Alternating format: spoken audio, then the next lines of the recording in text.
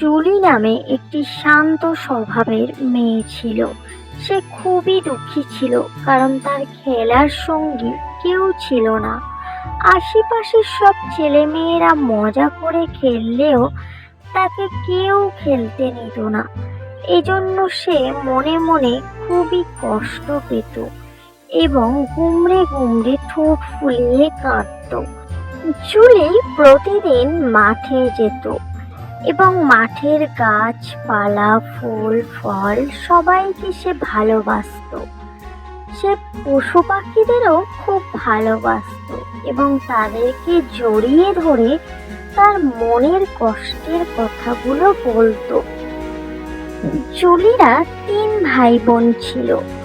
জুলির মা আর 2 ভাই বোনকে খুবই ভালোবাসতো, কিন্তু জুলিকে একদমই পছন্দ করতো না। এ কারণে জুলি বেশিরভাগ সময় পশু পাখিদের সাথে সময় কাটাতো, তাদেরকে ভালোবাসতো, তাদের খাওয়াতো, যত্ন করতো। আশেপাশের ছেলেমেয়েরা খেলতে দেখে জুলিরও খেলতে ইচ্ছা করত, কিন্তু সে একাই মাঠে খেলা করত। এমনকি মাঠে বসে সে একাই পড়াশোনা করত পশু পাখিদের সাথে।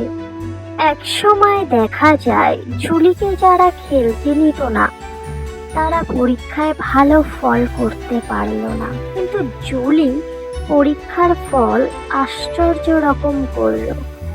এখন সে ধীরে ধীরে বড় হতে লাগলো। জুলির এখন অনেক বন্ধু বান্ধব, সে অনেক মজা করে। এত আনন্দ করার পরেও জুলি মাঠে যেতে ভোলে না। সে মাঠের কোলে শুয়ে থাকে ঘাসের উপর।